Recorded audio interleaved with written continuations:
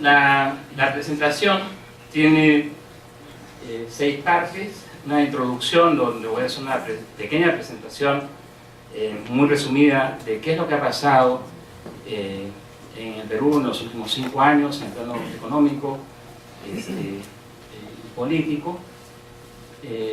Después un análisis estadístico del voto.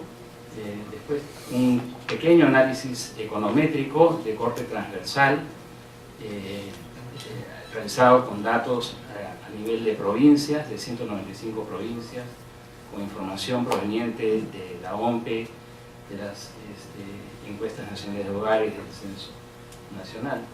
Y de ahí tratar de ver qué aprendemos para el 5 de abril y unas reflexiones finales sobre el voto de protesta y la democracia.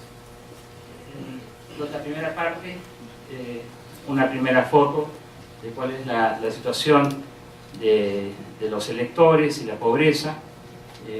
Mucho ha habido de decir que los resultados se deben a que mucha gente no se ha beneficiado del crecimiento, de que la pobreza es muy extendida en el país.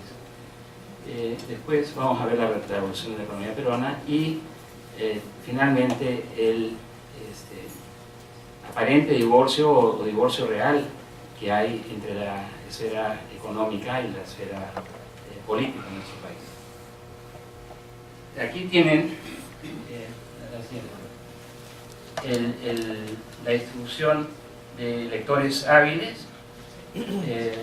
Tengo que decirles que yo no soy un especialista en temas políticos, entonces he entrado a ver este tema a aprender.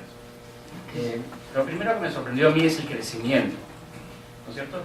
El número total de electores hábiles entre la elección anterior y esta elección ha crecido en 21%, que es más o menos 3.9% anual de crecimiento, lo cual está muy por encima de la tasa de crecimiento de la población y también muy por encima de la tasa de crecimiento del grupo de edad que nació 18 años antes.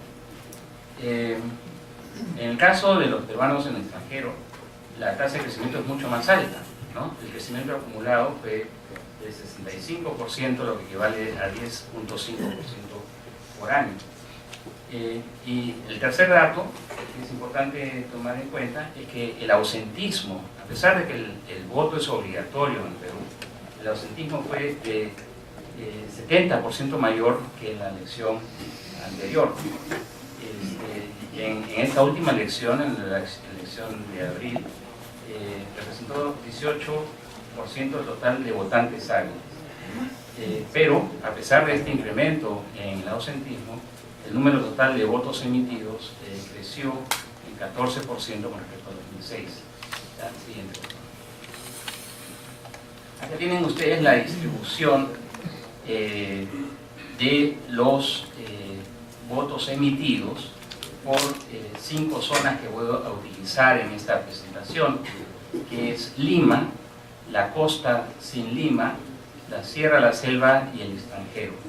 Y como podemos ver, Lima, el resto de la costa y el extranjero, los votantes más globales, para utilizar la tecnología de Alfredo Torres, tengo que decir que finalmente me leí su libro, producto que tenía que hacer esta investigación y después de leerlo me sentí muy orgulloso de ser su amigo. Es un extraordinario libro que se los recomiendo.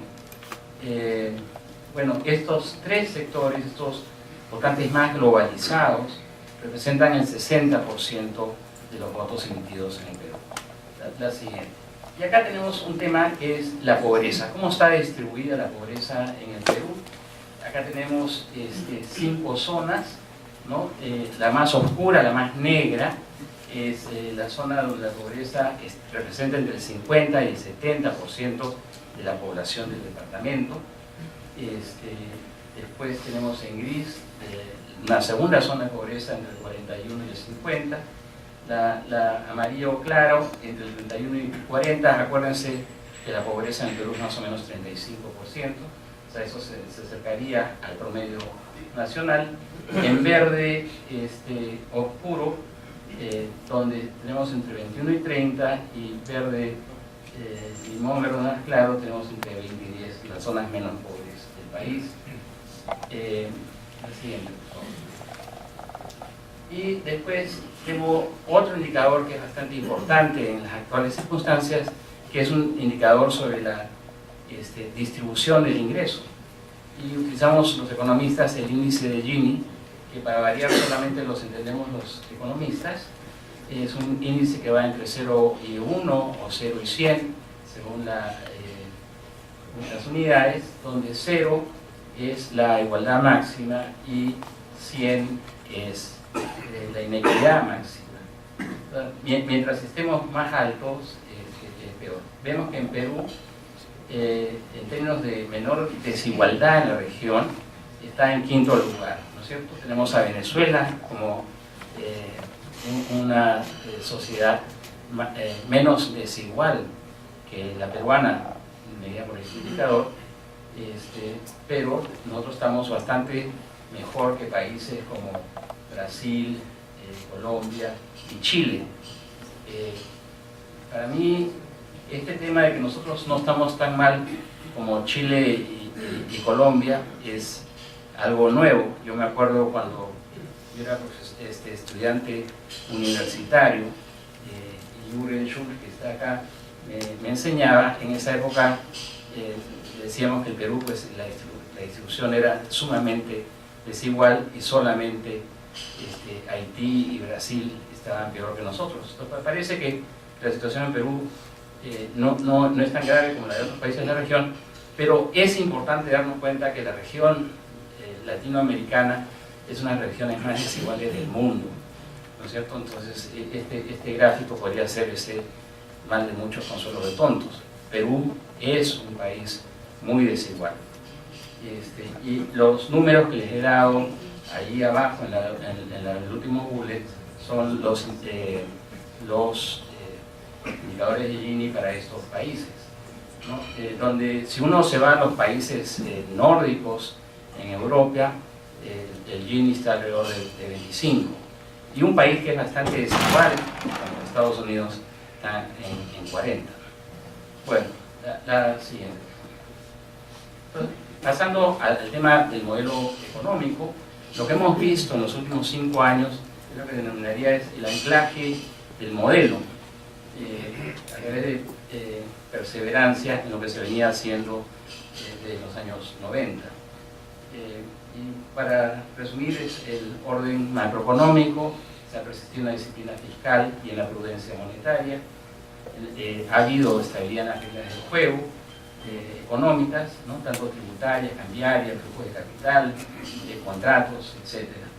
También hay un anclaje a través de nuestra inserción y fortalecimiento de apertura hacia el mundo a través de los TLCs y acuerdos que son anclan las políticas por un tiempo importante. Y yo diría que otro anclaje importante del modelo es el incremento en la inversión privada.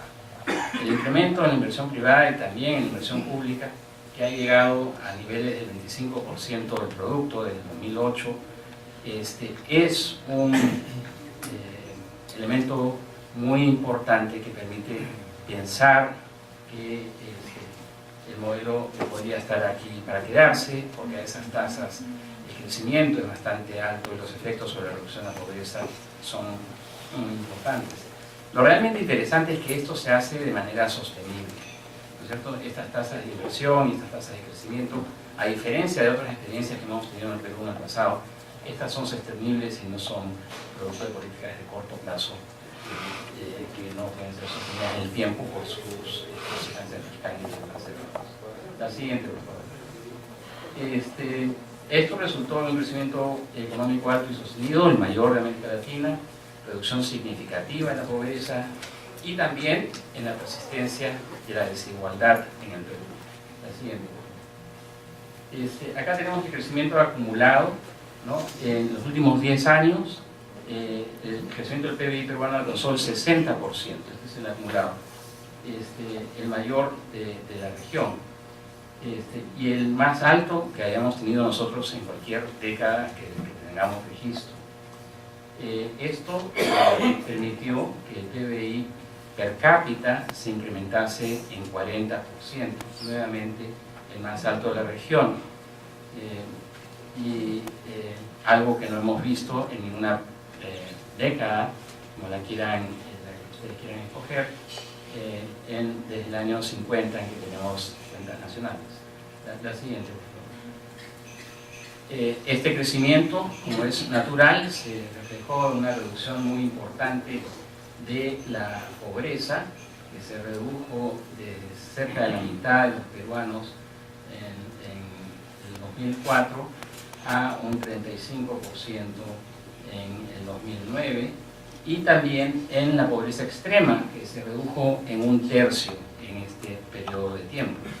Estos son logros muy importantes, y la verdad que si a mí me hubiesen preguntado que esto iba a ser posible, yo les he dicho, es una promesa electoral y como tal poco creíble. Y también veamos el otro lado de la moneda, que es la distribución del ingreso. En el 2001, la participación del quintil más rico de la población era 17.6 veces el tamaño de la participación del quintil más pobre. Estas son las condiciones iniciales y muestran la enorme desigualdad que hay en el Perú. Esta es otra forma de entrarle al tema de la desigualdad. Vimos hace un rato el tema del Gini. Y aunque entre el 2001 y el 2009 ha habido una pequeña mejora, ¿no es cierto? La participación del quintil más rico se redujo en 4.4 puntos porcentuales, y el más bajo se incrementó en 0.7%, lo cual es muy pequeño, pero es bastante grande en relación a la bajísima base de la cual partía. Vemos que la relación entre ambas participaciones sigue siendo 13.5, ha bajado de 17.6 a 13.5, pero sigue siendo enorme la diferencia entre los más ricos y los más pobres. Entonces, la persistencia de inequidad es otra característica. Y acá vemos los resultados por regiones del país en términos de lo que es reducción de la pobreza. Y esto es qué porcentaje de la población en estas regiones eran pobres al comienzo y cuántos eran pobres al final, entre el 2004 y el 2009. ¿No? En negro vemos diferencias negativas, es decir, no hay reducción de pobreza, sino hay aumento de pobreza. En estos departamentos es donde la pobreza ha aumentado. El resultado para Tumbes a mí me sorprendió, pero el resultado de la Sierra Centro-Sur no es sorprendente y de alguna manera es coherente con los resultados electorales. Pero lo que pueden ver es que hay en la mayor parte de los departamentos del Perú una reducción de pobreza, y estos son puntos porcentuales, ¿no? Ahí dice por ciento, pero es realmente puntos porcentuales. O sea, hay zonas donde hay 20 puntos menos de pobreza que 5 años antes. La siguiente, por favor. Bueno, viendo el modelo político, en contraste con lo que ha pasado en el campo económico, diría que el modelo político en Perú se está redefiniendo. Y quiero hacer la aclaración que yo no soy cientista político ni sociólogo, y estas son mis apreciaciones como de aficionado. Creo que la redefinición se caracteriza por un declive de las ideologías, un resurgimiento del caudillismo en el Perú. Los partidos tradicionales se han debilitado frente a los movimientos regionales, y en ese pie chart de la derecha ustedes ven que en las elecciones municipales de noviembre del año pasado, el 82% de las municipalidades provinciales fue, ¿no? Es decir, más de 4 de cada 5 fueron ganadas por candidatos que no pertenecían a los partidos tradicionales. Y los partidos tradicionales los tienen ahí abajo. En la siguiente, otra característica ha sido el tema de la regionalización y los conflictos locales. La regionalización o descentralización, que creo que es un objetivo compartido por muchos, la forma que se viene llevando a cabo, ha habido una gran transferencia de recursos económicos, pero no tanto de capital humano. Y hay una incapacidad en los gobiernos regionales para diseñar y ejecutar proyectos, y de alguna manera algunos de ellos se han convertido en la versión moderna del mendigo de Raimondi. El otro tema importante que vemos día a día es la proliferación de los conflictos socioambientales localizados. Bueno, el extremo evidentemente es Bagua. La siguiente, por favor. La corrupción es otro de los temas. En estos últimos 5 años lo que hemos visto es la extradición y encarcelamiento de Alberto Fujimori. También vimos los faenones y los petroaudios. Y de hecho, como nos lo pueden documentar mucho mejor algunos de los panelistas, la corrupción es percibida como uno de los principales problemas del país por la gran mayoría de electores. La siguiente. Entonces, en este contexto hay un desencanto con las principales instituciones de democracia, como el Congreso y el Poder Judicial, y esto no es solamente de los últimos 5 años, viene desde hace mucho tiempo. Hay un desencanto con los presidentes, ¿no? He escuchado muchas veces que hemos pasado de la frivolidad de Toledo al aborrecimiento capitalino de García, ¿no? Y acá pongo los ratios de desaprobación de ambos presidentes, y estos ratios son bastante altos. Las escalas no son las mismas, ¿no? Acá tenemos los ratios de Toledo que fueron de desaprobación, ¿no? En otra parte, en otro país pensarían que estamos hablando del ratio de aprobación. Acá estamos hablando del ratio de desaprobación, ¿no? Entonces, 4 de cada 5 peruanos desaprobaban la gestión, y al final esto pasó a solamente 3 de cada 5, ¿no? Ese fue el gran progreso al final del gobierno. Y bueno, y vemos acá un aumento en el ratio de desaprobación del presidente García, que supongo que se reducirá un poco cuando, como pasó en la elección pasada y cuando veamos pues, todas estas inauguraciones que se vienen a galope. La siguiente, por favor. Entonces, cabe preguntarnos si existe un divorcio entre la economía y la política. Y hay unos datos que son bastante interesantes. Ambos partidos, al dejar el poder con gestiones económicas exitosas, o supuestamente exitosas, el Perú Posible en el 2006 y el APRA en el 2011, le fue muy mal en las elecciones congresales. Perú Posible consiguió 2 congresistas de 120 y el APRA 4 de 130.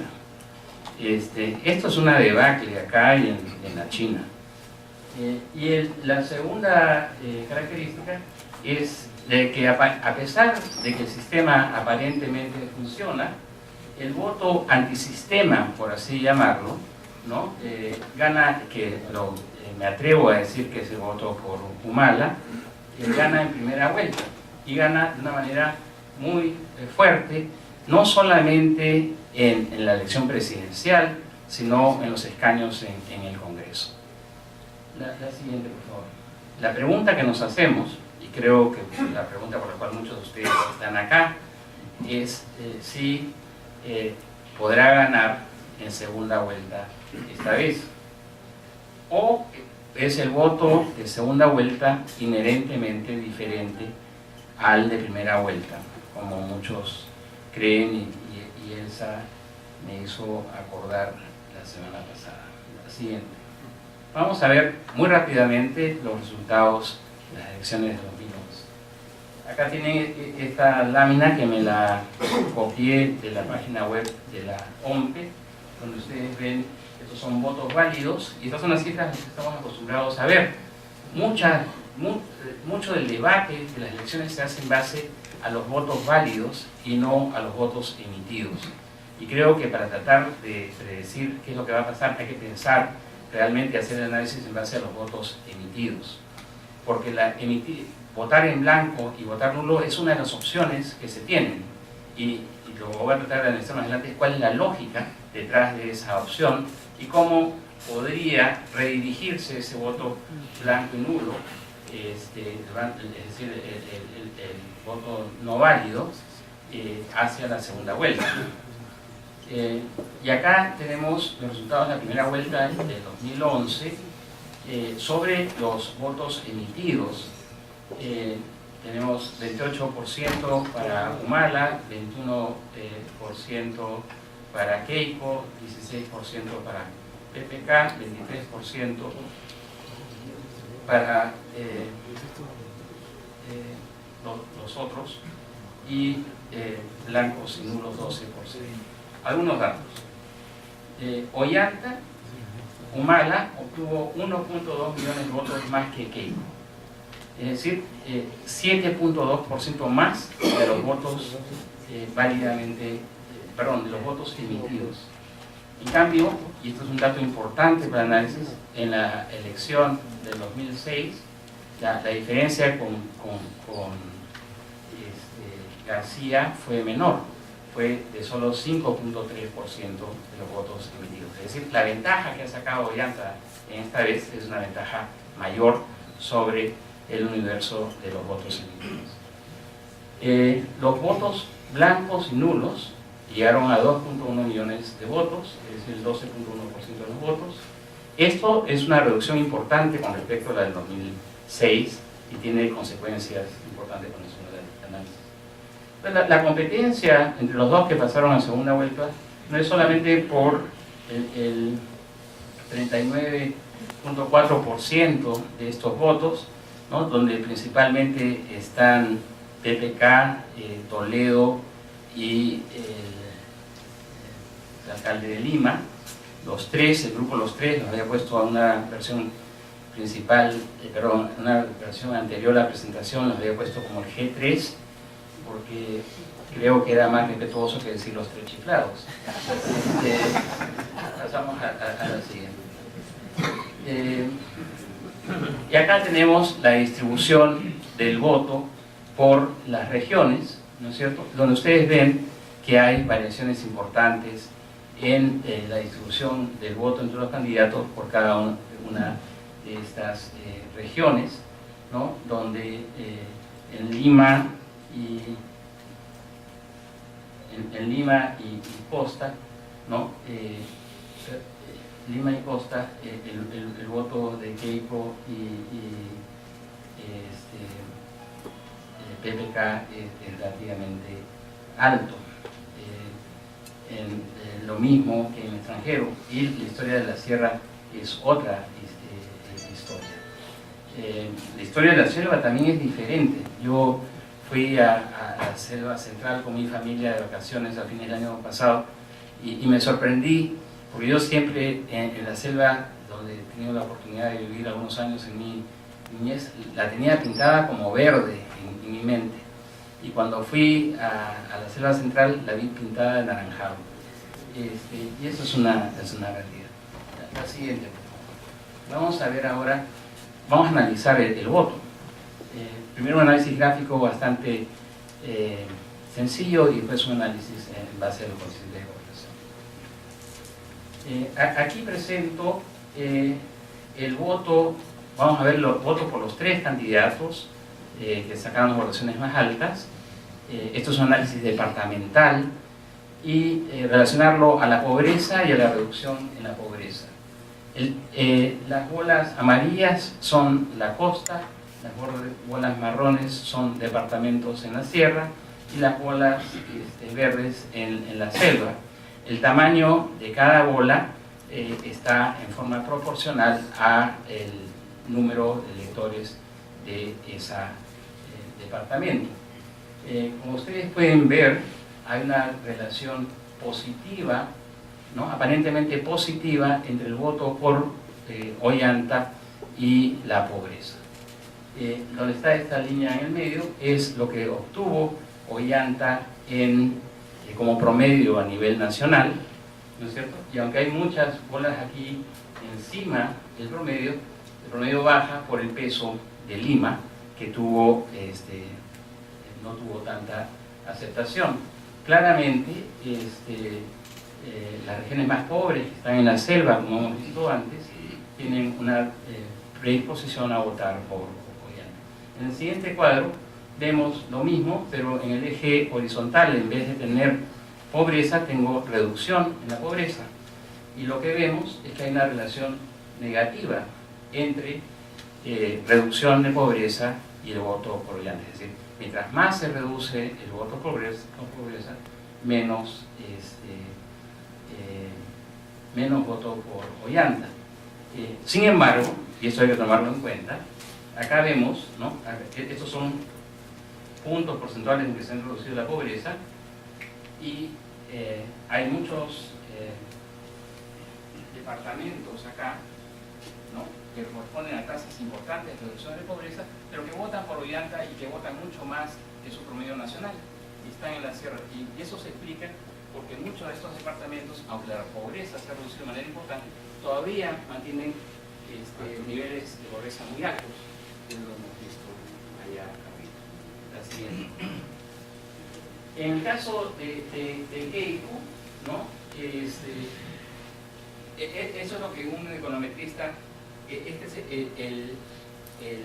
la pesadilla del econometrista, ¿no es cierto? Es no encontrar relación entre su variable explicada y su variable explicativa.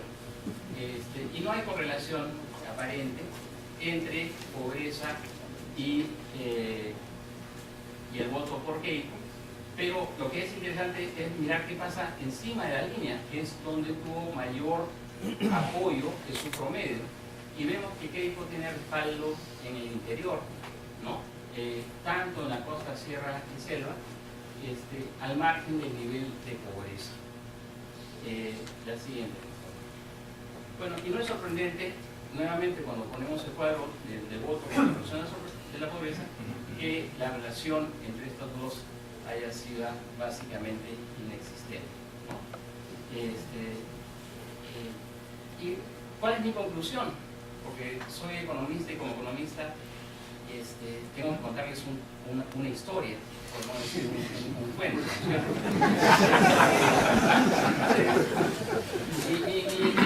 Mi explicación es que evidentemente el voto por Keiko en primera vuelta no se explica por los resultados del modelo económico. ¿Y por qué tendría que explicarse por los resultados del modelo económico de los 5 años? Si ella ni su papá han estado en el poder? Entonces, ahí hay un tema interesante. Claramente, los que han votado por Keiko en primera vuelta no ha sido tanto por los efectos del modelo económico ni bienestar, son otras razones probablemente las que han dominado ese voto. La siguiente, por favor. Finalmente tenemos el voto de PPK, donde claramente existe una relación inversa entre el voto de PPK y el nivel de pobreza, ¿no? Las regiones más pobres del Perú no dirigen su voto hacia PPK, y tampoco lo hacen los departamentos que ustedes ven en amarillo acá, los de la costa, con menores niveles de pobreza. PPK claramente fue un candidato capitalino. Y también vemos una relación positiva entre la reducción de la pobreza y el voto por PPK, ¿no es cierto? Ven ustedes claramente esta relación positiva. Entonces, ¿cómo podría, si se tratase de etiquetar, que tanto nos gusta a los peruanos, al candidato PPK, podría decirse que es el candidato de Lima y de alguna manera el candidato de Perú? Eso es un análisis visual. Vamos a tratar de ver esto estadísticamente y relacionarlo a algunas variables. Primero de manera bilateral con las variables y después de un análisis de regresión. Entonces, las variables las he agrupado en tres tipos de variables. Las variables ideológicas, ¿no? Y donde la más importante van a ver es lo que yo llamo ideología. ¿Por quién voté en la elección anterior? Eso refleja mi preferencia. Si yo voté por Ollanta en 2006, yo esperaría votar por Ollanta en 2011, porque de alguna manera en el 2006 yo estaba revelando mi preferencia ideológica. Uno podría decir, oye, pero no estás respondiendo el tema, o sea, tú votas, me dice que votas por Ollanta hoy porque ayer lo hiciste, pero la pregunta de verdad es ¿por qué lo hiciste ayer? Bueno, mi respuesta es no sé, es la preferencia, y creo que no voy a caer en la tentación de modelar esas preferencias ideológicas. Simplemente para mí es un dato de la realidad.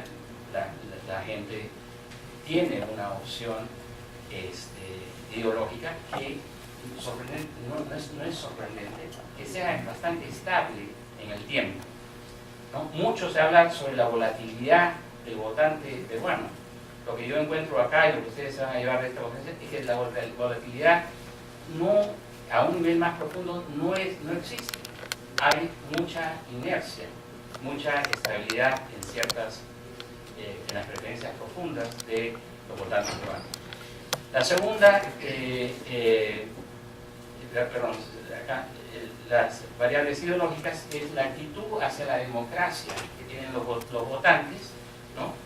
Si la consideran bastante importante, o si prefieren un gobierno democrático o un gobierno autoritario. Y la cuarta variable que he utilizado es su actitud hacia la corrupción. Los datos salen de la encuesta nacional de hogares. Las variables estructurales que hemos escogido es la lengua materna, ¿no? La lengua materna, y ver si es nativa, si es quechua, aymara o alguna de las lenguas de la selva. Habíamos empezado con que si se consideraban blancos o indígenas o negros o orientales, etc., pero nos dimos con la sorpresa de que en muchas provincias el 100% de la sierra, el 100% se consideraba blanco. Entonces dijimos que, bueno, esa es una autopercepción que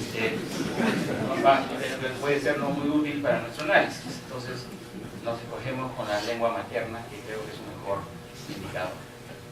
Costa, ¿no? Esta es una variable estructural, si lo importante está en la costa, cuánto es rural y urbano, y el cuarto es el tamaño, ¿no?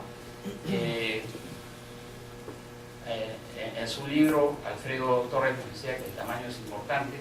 Yo no sé si estaba reflejando algo que la señora le decía, pero lo que vamos a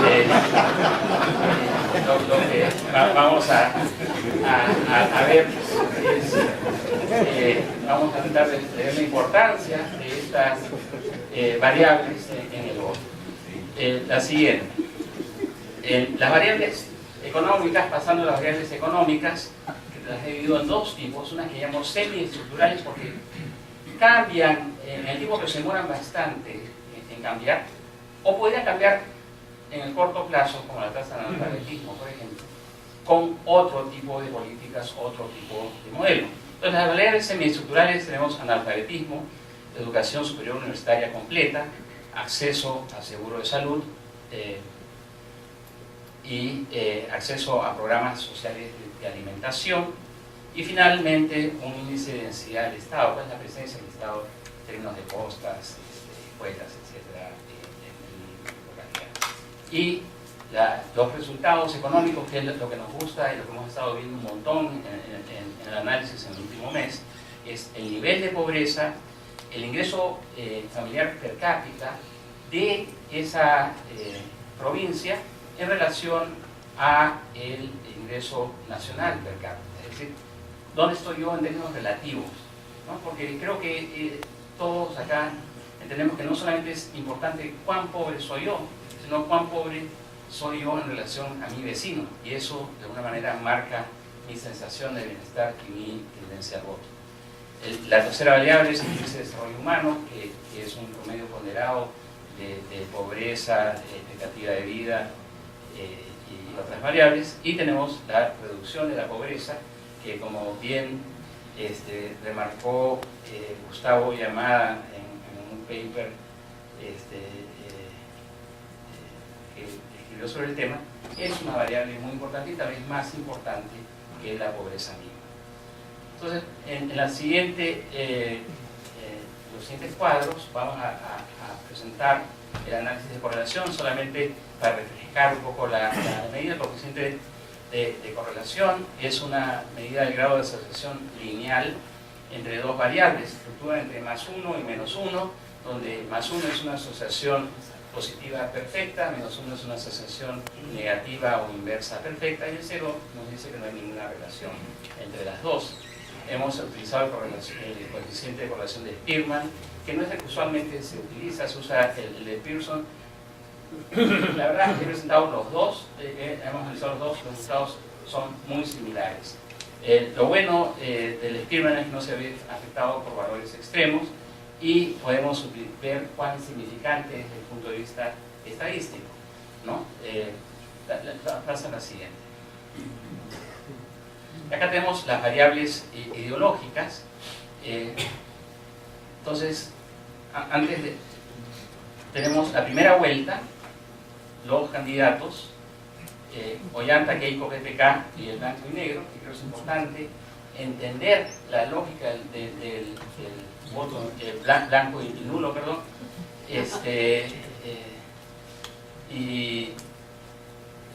cuál es la relación de estas variables con las variables que hemos llamado acá. Entonces, la ideología, la memoria del voto, es muy alta la correlación, es la correlación más alta que hay en todas las correlaciones que les voy a mostrar, y lo que nos indica es que hay la preferencia política presenta inercia, ¿no es cierto? Incluso y sobre todo para el voto blanco y nulo. La siguiente, por favor. La valoración de la democracia, solamente una cosa. 2 estrellitas quiere decir que es estadísticamente significativo al 99% de confianza.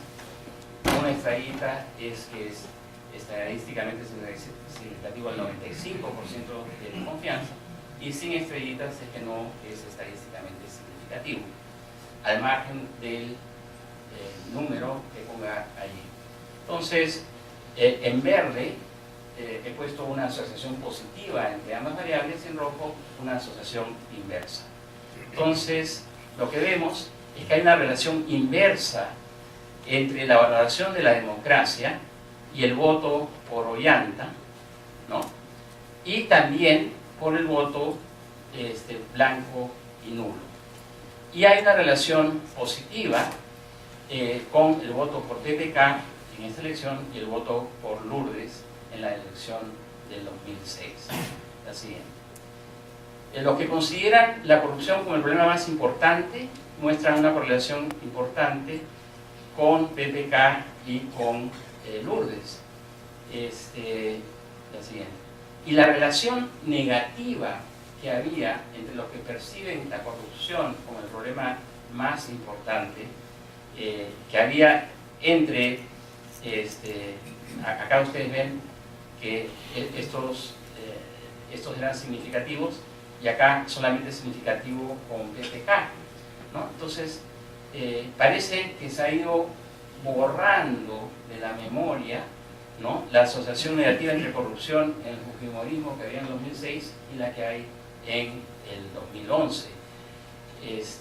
Y también en el voto blanco y nulo. Antes era un determinante importante, ahora parece no ser. Pasamos a la siguiente. Con respecto a el voto de variables estructurales, ¿no es cierto?, vemos la variable étnica, y creo que esto no es sorprendente. Hay una correlación positiva e importante entre el voto por Humala y la extracción indígena del votante, y una relación negativa con PPK y Keiko, la siguiente. Mirando al tema de la región, ¿no? Vemos que hay una correlación negativa y significativa, son todos estos rojos, ¿no? Entre el voto en Costa por Ollanta y por el blanco y nulo, ¿no es cierto? Se repite en la elección anterior, y una relación negativa entre el rural y el voto por Keiko y PPK. La siguiente, por favor. El tamaño, el tema de Alfredo parece importar menos que antes, ¿verdad? Cuando Alfredo escribió su libro, sí era un tema importante. En esta elección ha dejado de ser estadísticamente significativo. Con respecto a las variables semiestructurales, ¿no es cierto? Vemos que se hizo una correlación negativa y marcada entre el grado de educación y el voto por Ollanta. Mientras la población sea más analfabeta, más voto por Ollanta, tiene, ha completado su educación universitaria, menos voto por Ollanta, ¿no? En el caso de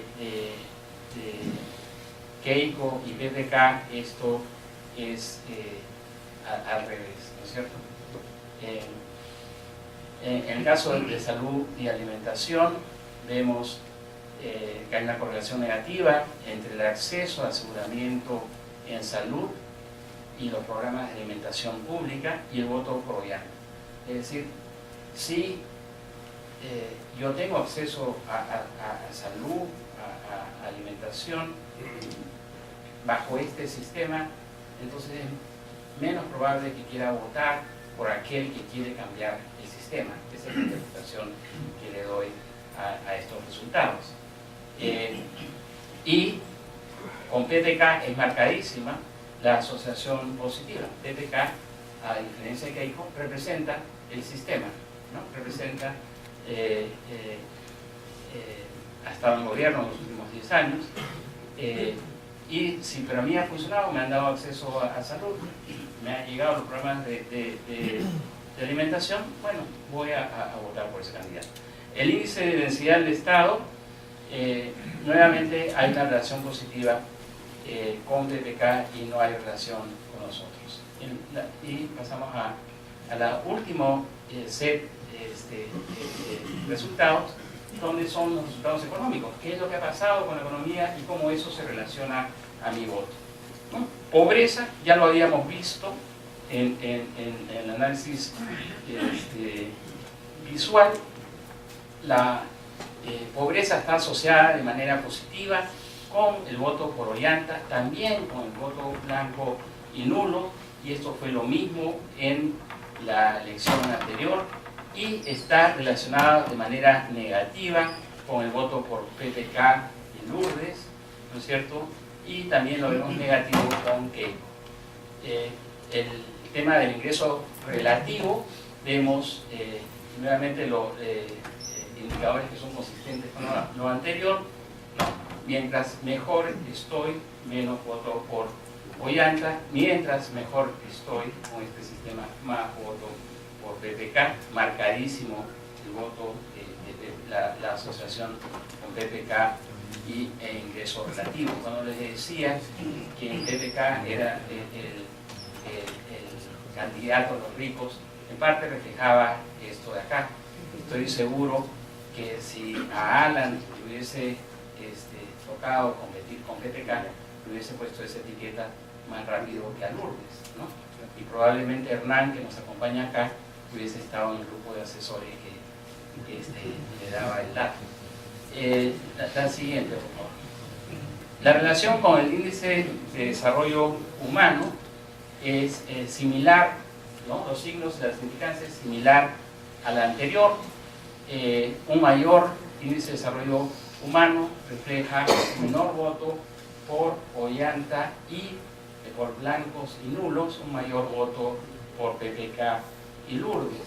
Y dense cuenta que estoy y haciéndolo a propósito, además, hablando lo parecido que se comporta el voto blanco y nulo con el voto por Ollanta. La siguiente. Y el tema de la reducción de la pobreza, ¿no es cierto? Existe una relación inversa, significativa desde el punto de vista estadístico, con Ollanta y el voto blanco y nulo, más no con los otros candidatos. Y este es el resumen, para que puedan, tengan una visión rápida, memoria rápida, acuérdense de eso. Acá tenemos todas las variables, todos los candidatos a 2 elecciones, los coeficientes de correlación. Pasa a la siguiente. Ahí. Sí. Lo estamos comparando a PPK con Lourdes. ¿No? Y acá tenemos los grados de correlación de PPK con estas variables, que es acceso a educación y mi bienestar medido por pobreza, ya sea por ingreso relativo o por índice de desarrollo humano. Y tengo los mismos coeficientes para Lourdes en la elección pasada. Y ustedes pueden ver que los coeficientes son más altos en términos de valor absoluto en todos los casos para PPK que para Lourdes. Entonces, de alguna manera, PPK podría ser percibido mucho más fuerte como el candidato de los ricos o de los no excluidos que Lourdes en el 2006. Evidentemente, y acá creo que la polarización en la segunda vuelta hubiese sido mucho mayor si el contendiente de Ollanta Humala hubiese sido PPK que cualquiera de los otros candidatos. Pasa la siguiente. Y acá quiero comparar Ollanta, PPK y Keiko. Tienen la primera fila es la de Ollanta, la de PPK es la tercera y al medio va Keiko. El orden refleja el orden en la votación, pero es bastante interesante que los valores de las correlaciones para el caso de Keiko se sitúan entre los valores extremos y opuestos de Ollanta y PPK, ¿no es cierto? Keiko aparece como la candidata, según estas correlaciones estadísticas, que se sitúa al centro de los otros 2 candidatos. Con esto terminamos el análisis estadístico en base a coeficientes de correlación y muy rápidamente voy a hacer un análisis econométrico para de ahí concluir con las implicancias.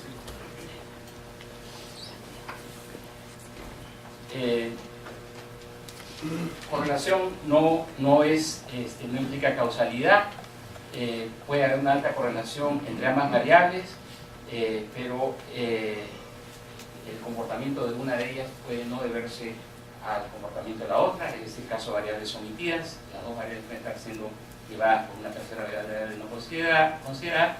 Y quiero ponerles acá, estas son resultados de regresiones muy simples, donde pongo el grado de correlación entre el voto por los candidatos con estos resultados del modelo económico, ¿no?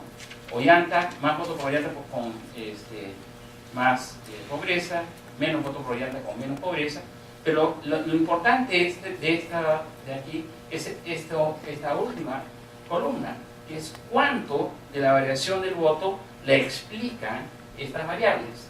Y como pueden ustedes ver, la variación del voto explicada por estas variables que hemos llamado resultado económico es muy pequeña en el caso de los candidatos. Sorprende que explica mucho del voto por PPK, pero para el resto no explica la variación del voto en las diferentes provincias.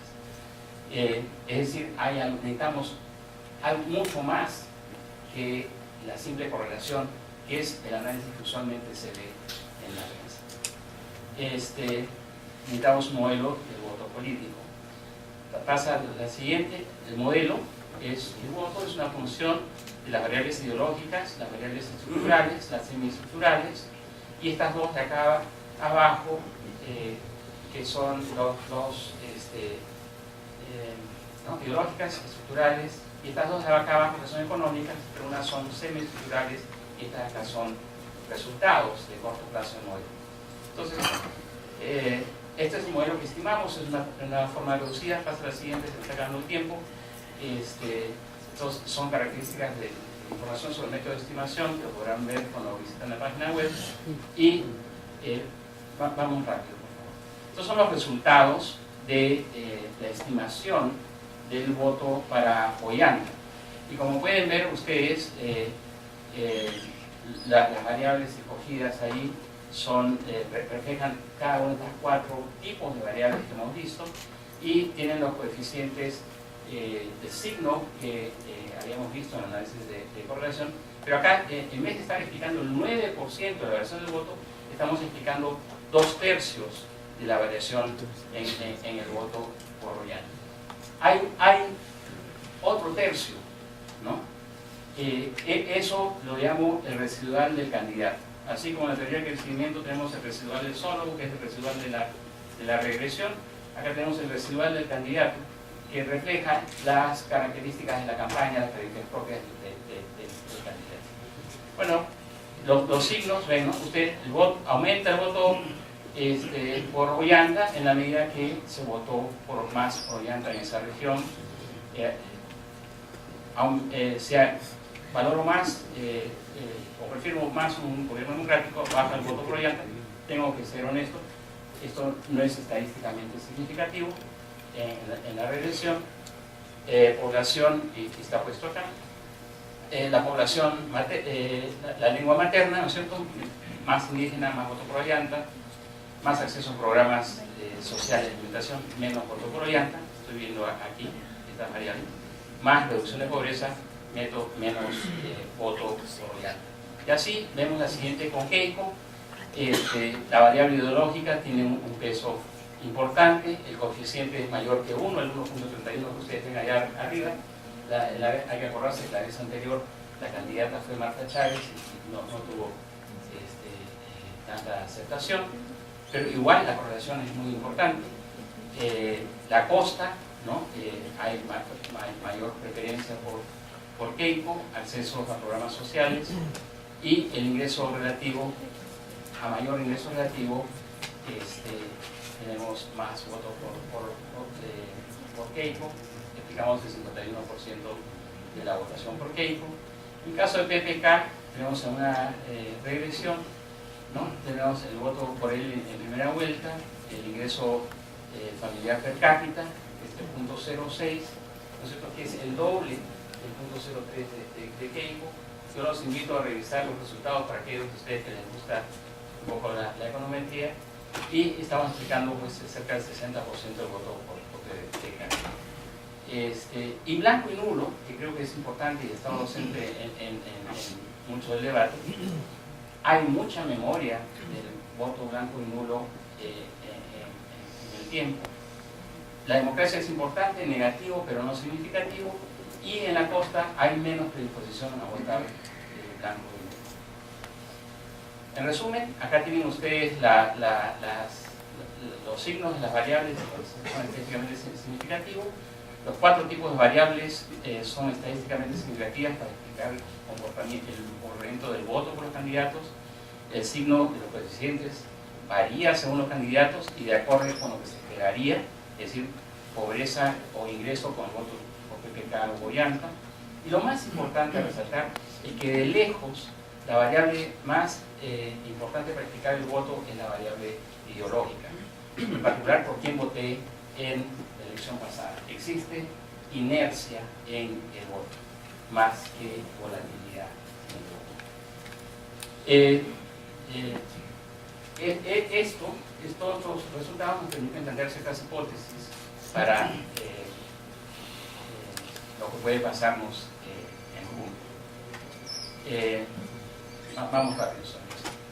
Quiero ponerles algunos datos. Los votos válidos en segunda vuelta del 2006 fueron 7.8% mayor que los votos válidos en la primera. ¿Qué son votos válidos? Votos válidos son los que no son ni blancos ni nulos, ¿no es cierto?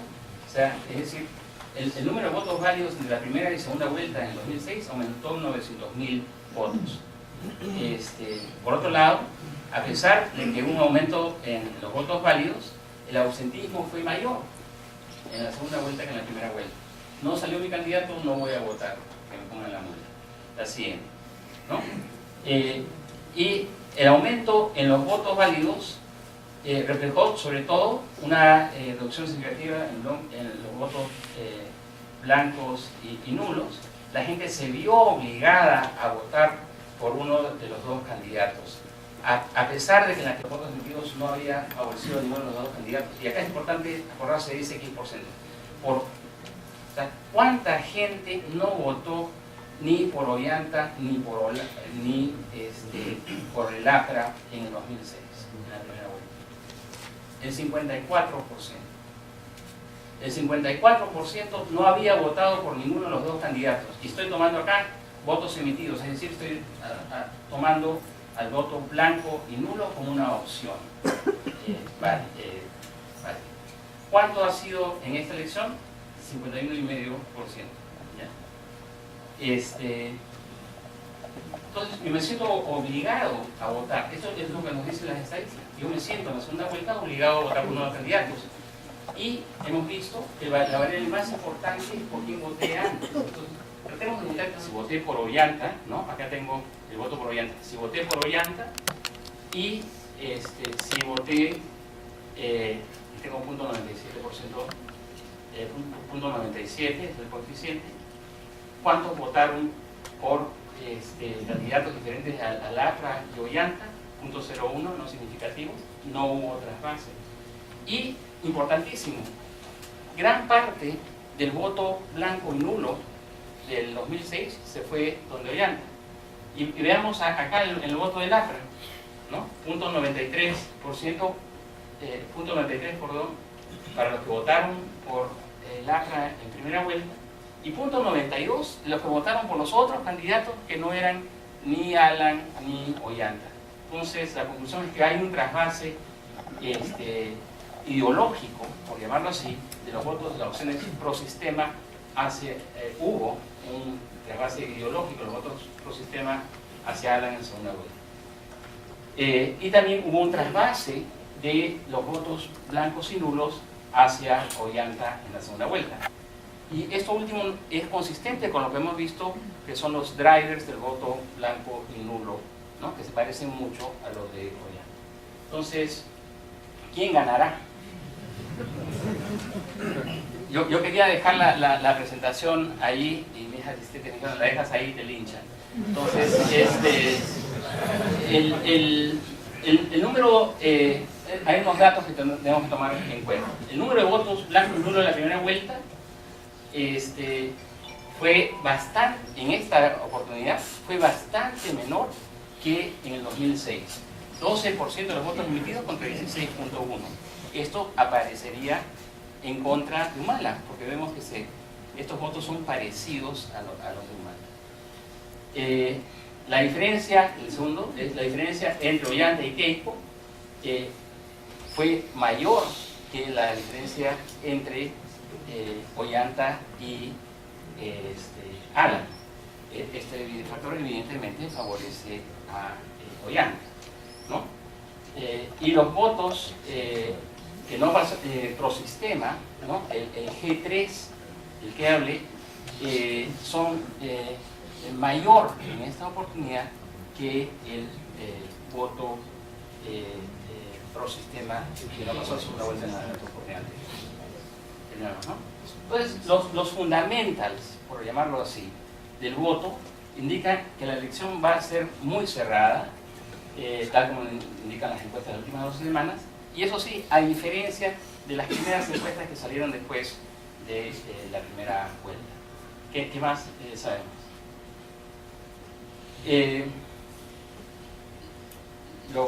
¿Quién va a ganar? Va a ganar el que atraiga más de esos votos del eje, ¿no? Si Ollanta,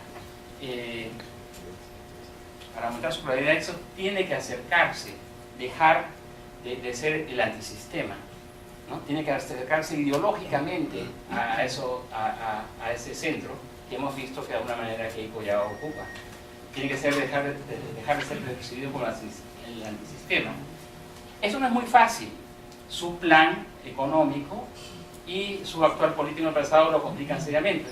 Pero tampoco es muy difícil, porque hay muchos antifujimoristas a rabiar que les encantaría creer esto, ¿no?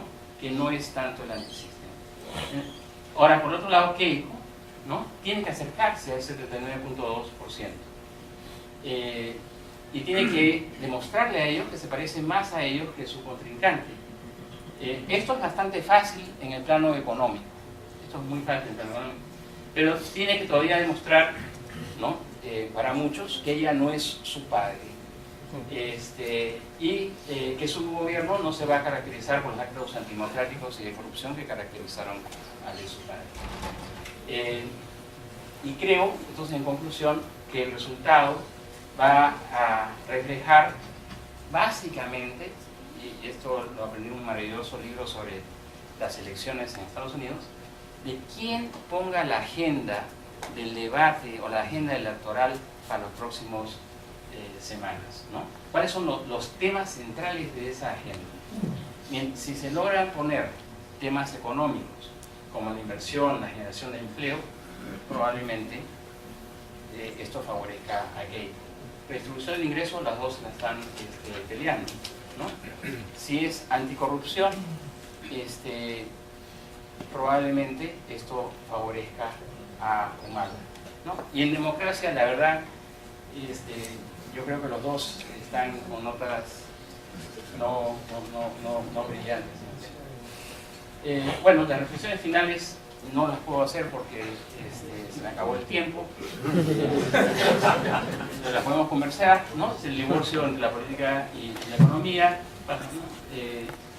Creo que hay, podemos entender el voto blanco y nulo y el voto por Ollanta. Tiene un componente importante de protesta. Esto no está funcionando para mí, quiero un cambio. Y creo que lo genial de eso es que haya un sistema, como el sistema democrático, que permita canalizar de una manera civilizada esa protesta. Creo que es algo que los peruanos que hemos vivido y sufrido el tema del Sendero Luminoso tenemos que fortalecer nuestras instituciones democráticas y aunque no nos guste por quién se vote, respetar ese derecho a la discrepancia. Aprender a escuchar a las minorías, no solamente en los temas de elecciones, ¿no? Si gana Keiko, ¿qué va a pasar con ese gran porcentaje de la población que se quejó? No solamente en esta elección, sino en la elección anterior, ¿no?